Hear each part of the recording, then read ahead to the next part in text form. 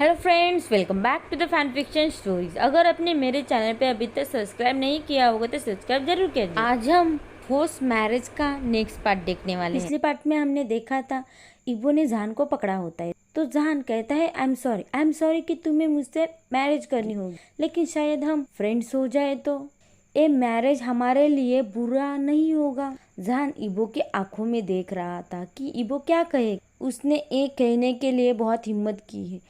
इबो अपना हाथ पीछे लेता हुआ उसका मजाक उड़ाता हुआ कहता, तुम गे हो तो तुम्हें इससे कोई फर्क नहीं पड़ेगा, लेकिन मेरे बारे में क्या, मैं स्ट्रेट हूँ, देखो तो।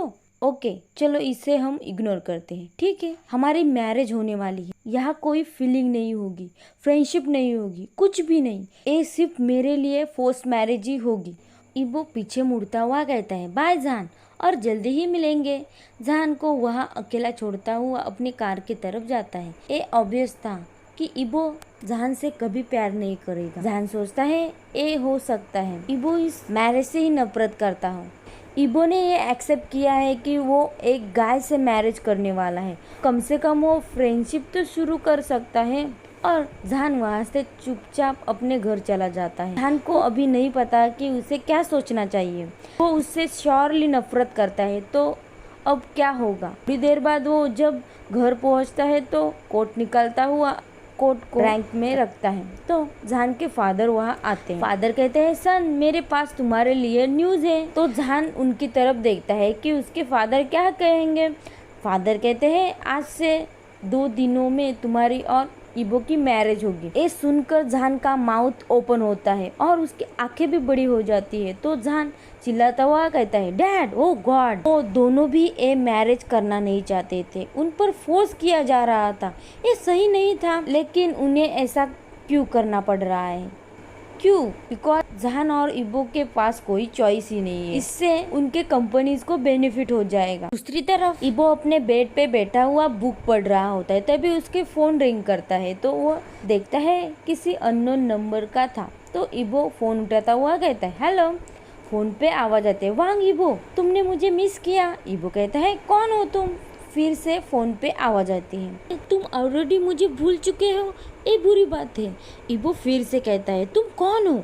फिर से फोन पे आवाज आती है ऐसा लग रहा है तुम सच में भूल गए हो। इबो कहता है तुम कौन हो। फोन पे आवाज आती है मैं तुम्हें याद दिलाती हूँ, मैं तुम्हारी एक्स फाइनेंस है इबो, मैं शाओ बोल रही हूँ। एक बात सुनकर उसके हाथ ही शेक करने लग जाते हैं। इबो कहता है शाओ, ये चांग शाओ है, उसकी एक्स फाइनेंस। इन दोनों की 5 साल पहले मैरिज होने वाली थी जब इबो को पता चला था कि वो उस पर किसी और गाय के साथ चीट कर रही है। अब तक 5 साल बाद वो अभी भी उसके लिए फीलिंग रखता है। इबो ने अपना बेस्ट ट्राई किया था उसे भूलने के लिए, और वो बहुत सारी गर्ल्स के साथ भी सोया है, उन्हें किस किया है, लेकिन अब फिर से हिस्ट्री रिपीट हो रही है। शाह फोन पर तेज आवाज से कहती है आई एम बैक इबो। तो इबो ग्लिप करता है। इबो कहता है कुछ भी हो, मैं तुम्हारी केयर नहीं करता तो फिर तुम मुझे कॉल मत करना और मुझसे दूर रहना, और कॉल रख देता है। और इबो फोन को बेड पे ही फेंक देता है। इबो उसे फेस नहीं करना चाहता, वो उससे प्यार नहीं करना चाहता। इबो अपना सिर पर अपना हाथ रखता है। उसे समझ नहीं आ रहा था कि क्या करे।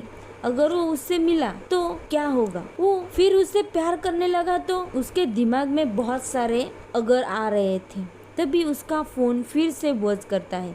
इस टाइम वो देखता है मैसेज आया होता है, अननोन नंबर से मैसेज आया होता है इबो तुम भाग सकते हो लेकिन छुप नहीं सकते, हम जल्दी ही मिलेंगे। और रेड हार्ट होता है। इबो यही मैसेज बार बार पढ़ता है। वो डेफिनेटली कह सकता है कि चांगशाओ ने ही भेजा है, उसे पता है किसी दिन वो उससे मिलेगा ही। तो इबो जल्दी से बेड से उतरता हुआ नीचे आ जाता है। होप कर रहा होता है कि उसे फादर मिले। वो अपने फादर के ऑफिस की तरफ जा रहा होता है और डोर को नॉक किए बिना ही डोर को धक्का मारता हुआ ओपन करता है।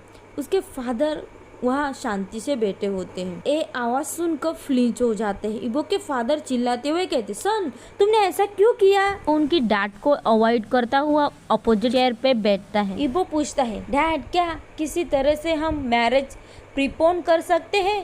तो मिस्टर वांग खड़े हो जाते हैं शॉक में और पूछते हैं क्या मुझे लगा तुम जहान से मैरिज नहीं करना चाहते। और अब वो बिलीव नहीं कर पा रहे थे कि उन्होंने क्या सुना है। इबो ग्राउंड करता हुआ कहता है, प्लीज डैड, कल मुझे उससे मैरिज करनी है, कल ही। उसके फादर कुछ सोच के कहते हैं, ओके सन, तुम्हारी कल ही मैरिज होगी।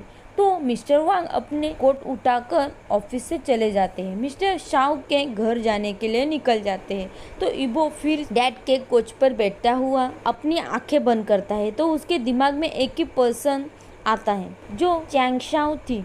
उसने उसे तोड़ दिया, उसे हर्ट किया, उसे छोड़ के चली गई। उसने इबो को एक मॉन्स्टर बना दिया है। वो उसे हेट कर रहा है, लेकिन चैंगशान ही वो लास्ट पर्सन है जो इबो देखना चाहता है। वो उसे अभी भी प्यार करता है। क्या अगर चैंगशाओ ने उसे फिर से फंसाया तो क्या इबो इस बार उससे छुड़ा पाएगा अपने आप को? इबो रियलाइज किए बिना ही कोच पे ही सो जाता है। तो वो टायर्ड था और डर भी रहा था। वो चाहता था कि कोई उसे हक करे, उसे प्यार करे, उसके साथ हमेशा रहे। अनफॉर्चुनेटली वो अब अकेला है। सुबह में कोई इबो को हिला रहा होता है, इस वजह से वो जग जाता है। और जब वो अपनी आंखें खोलता है तो उसके सामने ही जैक्सन और मार्क वर्ड फेस करते हुए उसे ही देख रहे थे। इबो चिल्लाता हुआ कहता है, यस, और बैठ जाता है। जैक्सन चिल्लाता हुआ कहता है, वांग इबो, उठ जाओ, आज तुम्हारी मैरिज है। इबो अपनी आंखें बड़ी करता हुआ उठता है। तो जैक्सन कहता है, तुम्हारा एक्स यहाँ से उठाओ।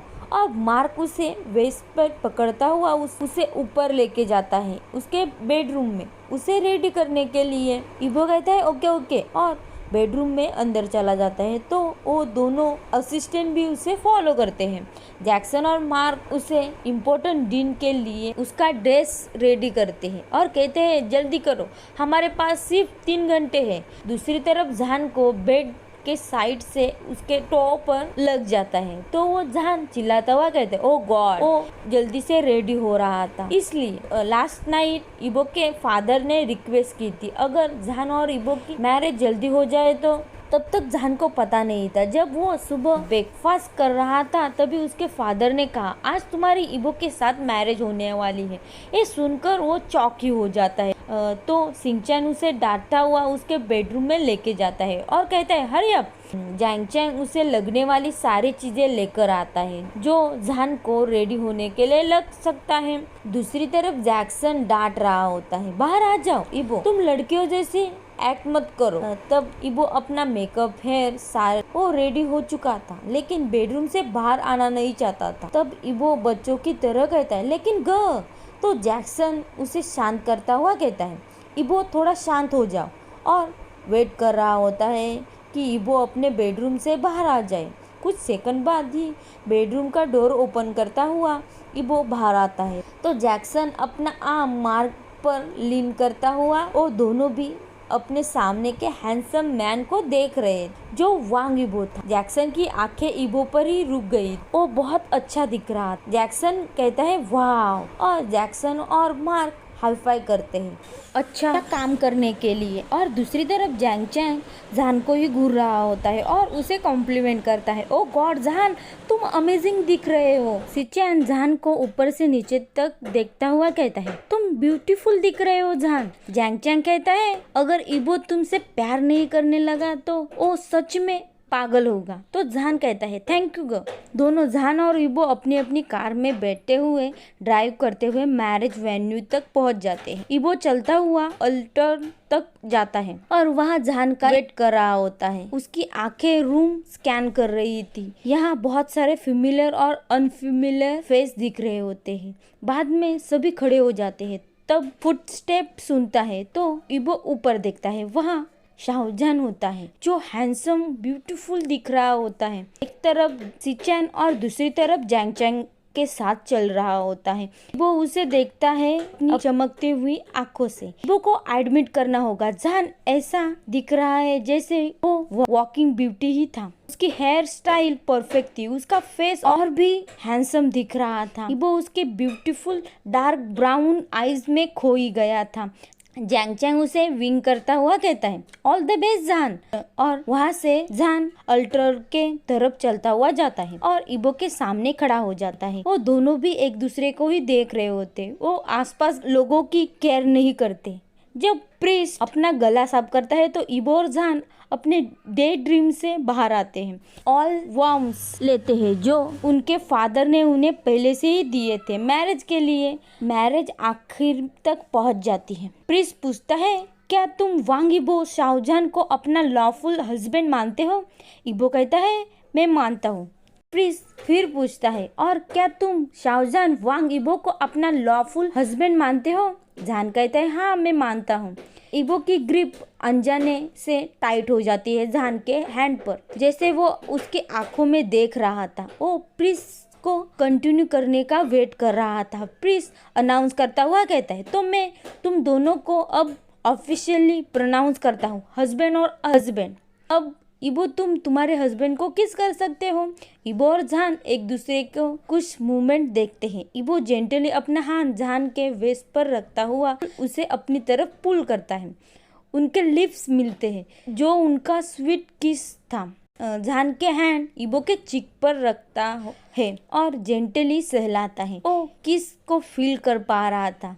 इन दोनों के लिए सच थोड़ा दूर होता हुआ जान उसकी आंखों में देखता हुआ विस्पर करता है, तुम अभी भी मुझसे नफरत करते हो? इबो अपना सिर हिलाता हुआ स्माइल करता हुआ कहता है, नहीं मैं नहीं करता। इबो और जान एक कार में बैठकर उनके मैरिज पार्टी वेन्यू तक आते हैं। उस कार में मैरिज कपल शांति से बैठे होते हैं। उन्हें नहीं पता था कि उन्हें क्या करना चाहिए, क्या कहना चाहिए। साइलेंट खत्म करता हुआ इबो कहता है, उफ sorry for prepone this marriage, मेरी एक प्रॉब्लम थी। जान अपना सिर इबो की तरफ देखता हुआ कहता है, इट्स ओके। तो इबो स्माइल करता हुआ कहता है, थैंक्स। उनकी कार जब रुकती है तो जान और इबो दोनों बाहर आ जाते हैं। तो इबो अपना हैंड आगे करता हुआ कहता है, चलो तो चलते हैं। जान थोड़ा ब्लश करता है, अपना आर्म इबो के आर्म में लिंक करता हुआ दोनों ब्यूटीफुल वेन्यू की तरफ वॉक करते हैं। जान ग्लिप करता है, सब कुछ इतना प्रिटी दिख रहा था और दूसरी तरफ इबो आसपास देखता ही नहीं, वो जान को ही देख रहा था। कैसे वो इतना ब्यूटीफुल दिख रहा है। वहाँ का एक स्टाफ उन्हें इन्फॉर्म करता हुआ कहता है, अपनी सीट ले लो, गेस्ट अभी यहाँ पहुंच ही जाएंगे। जान इबो को लीड करता हुआ स्टेज पर जाता है जहाँ उनके लिए स्मॉल कोच रखा होता है। उनके हैंड अभी भी लिंक होते हैं। जान यहाँ वहाँ देखता हुआ पूछता है, ये ब्यूटीफुल है ना? तो इबो स्माइल करता हुआ कहता है, हाँ। और वो जान को ही देख रहा होता है। पूरा मैरिज हॉल फ्लावर से डेकोरेट किया गया था। वहाँ डांस फ्लोर भी था। जल्दी ही सभी गेस्ट वहाँ पहुँच जाते। तो जान और इबो का फर्स्ट डांस होता है। मैरिज कपल होने की वजह से पूरी सेरेमनी होने के बाद जान बहुत टायर्ड हो चुका था। वो सिर्फ बेड पर जाना चाहता था। तभी मिस्टर वांग कहते हैं, तो अब तुम्हारी मैरिज हुई है तो तुम दोनों को साथ में ही रहना होगा। तभी इबो कहता है, ए नहीं कहा। वो अपनी बात पूरी कर पाता तभी उसकी मदर कहती है, स्टॉप इट सन। और इबो का माउथ पर अपनी फिंगर रखती है। उसकी मदर कहती है, अब चलो। उन दोनों में से कोई भी नहीं जाना चाहता था। तो उनके फैमिली ने तय किया था कि उन दोनों को सिटी से बाहर एक घर उनके लिए बेस्ट ऑप्शन था। जब वहाँ कार रुकती है तो जान और इबो बाहर आते हैं।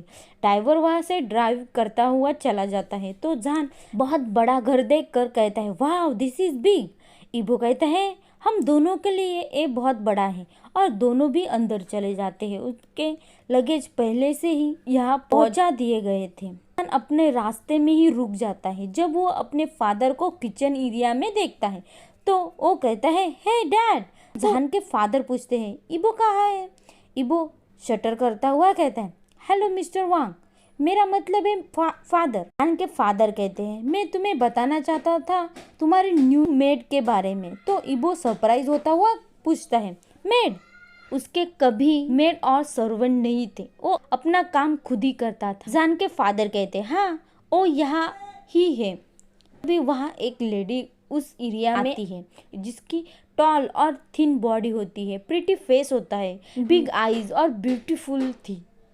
इन तीनों मैन के सामने ब्राइट स्माइल कर रही थी, थोड़ी स्मर्क भी करती है। तभी वो कहती है, hello I am Chang Shao, तुम्हारे न्यू मेड। वो को देखकर कोई भी कह सकता था कि वो शेक कर रहा है। वो सोचता है वो यहाँ आ चुकी है, उसके सामने ही है।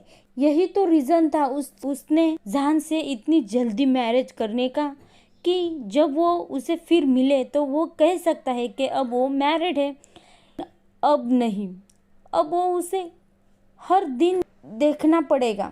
जब चैंगशाओ उसके साथ 24 आवर्स आसपास ही होगी तभी उससे आइडिया आती है। तो स्माइल करता हुआ इबो कहता है फादर। तो मिस्टर शाओ अपना अटेंशन ध्यान से हटाते हुए इबो की तरफ देखते हैं। इबो पूछता है क्या हम हमारे बेस्ट फ्रेंड को यहाँ हमारे साथ रहने के लिए बुला सकते हैं।